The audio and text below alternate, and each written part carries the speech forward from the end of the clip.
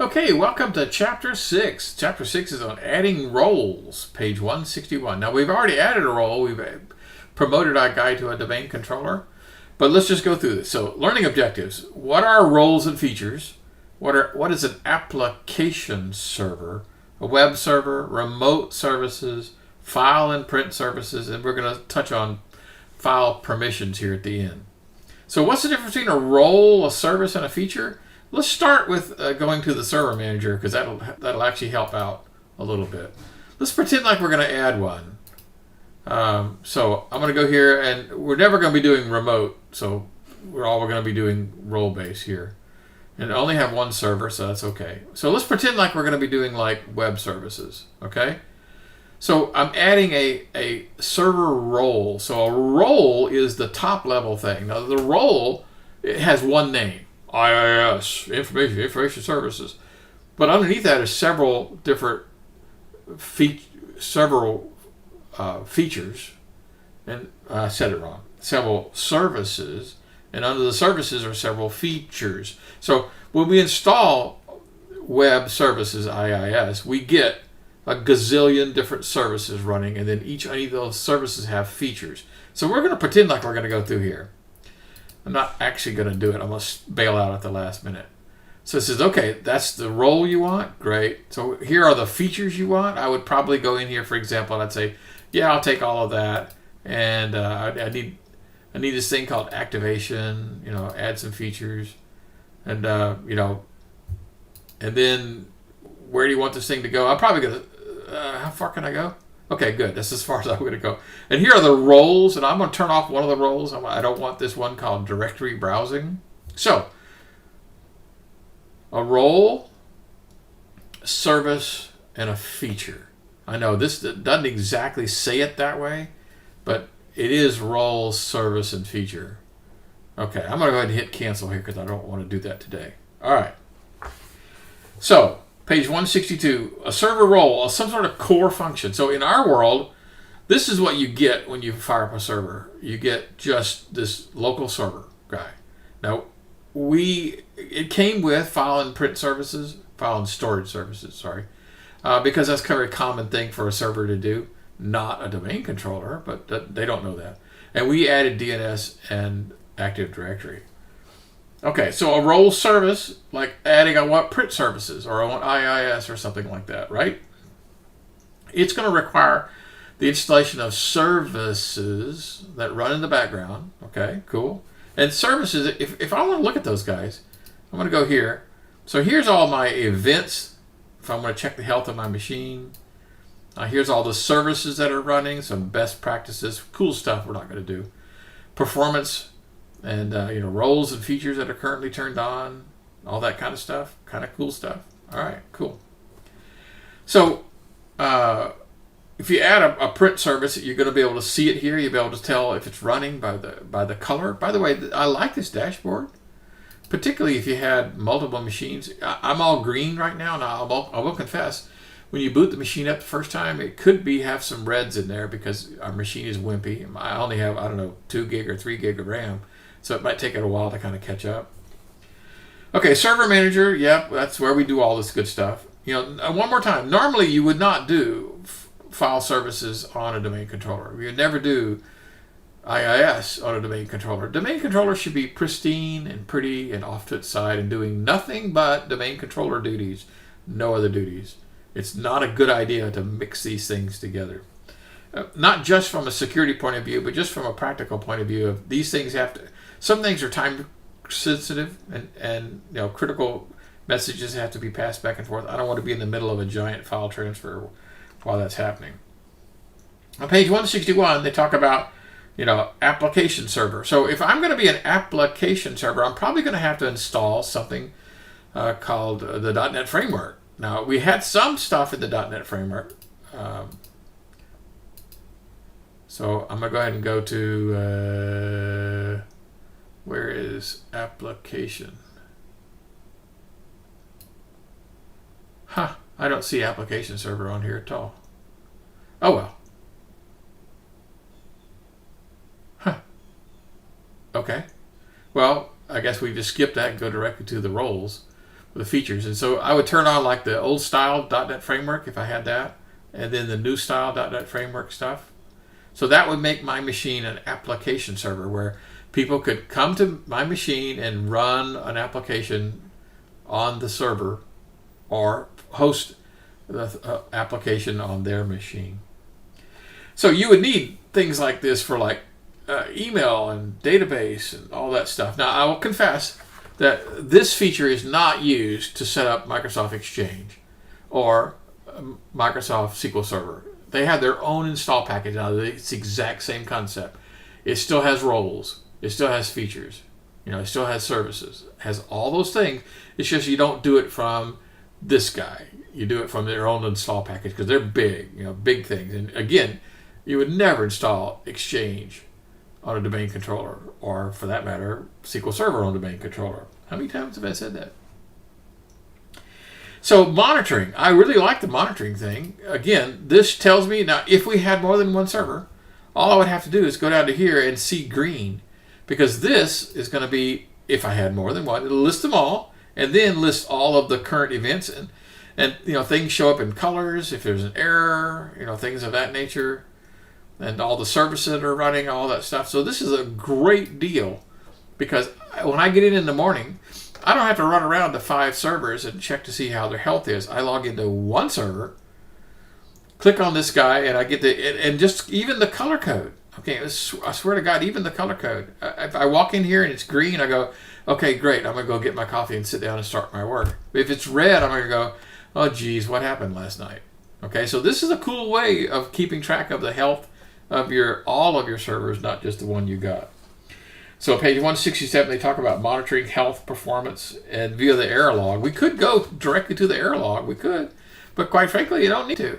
If I go down to here, and this is the error log guy. I mean, I could just do it from here. And I can do searches and all sorts of things. I mean, I'll admit, maybe, I might want to go out to the event log for a little bit more detail. But this is a pretty good starting point. Anyway, centralized log management would be really helpful. In other words, I could set it up so that the event logs on all of my servers are pointed to one server. Okay? That way well, maybe not the domain controller, but all the rest of my servers would point to a separate, just a log server. Its whole purpose in life is to collect event logs.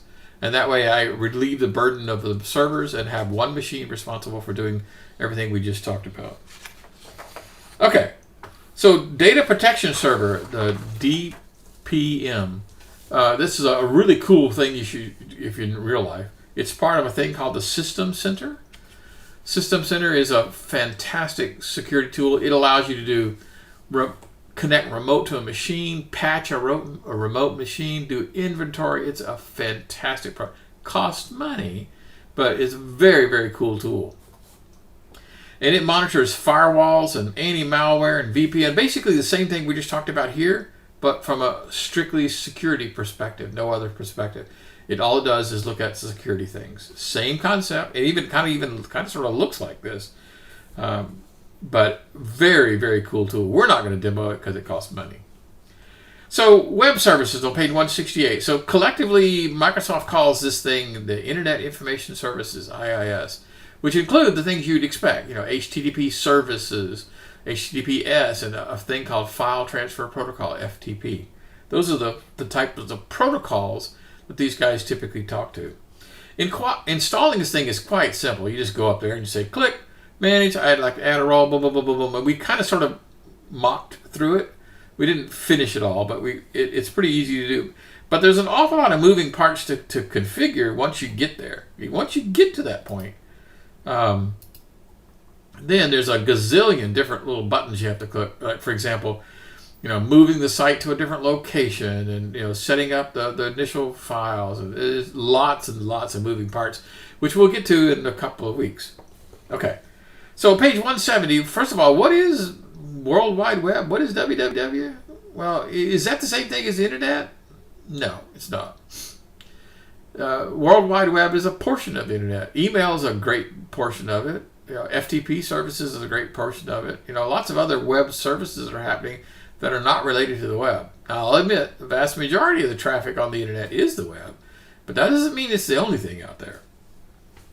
And FTP, page 171, it's an old style file way of getting files from one place to another, and typically not used that much these days. I mean, I use it in a test environment a lot.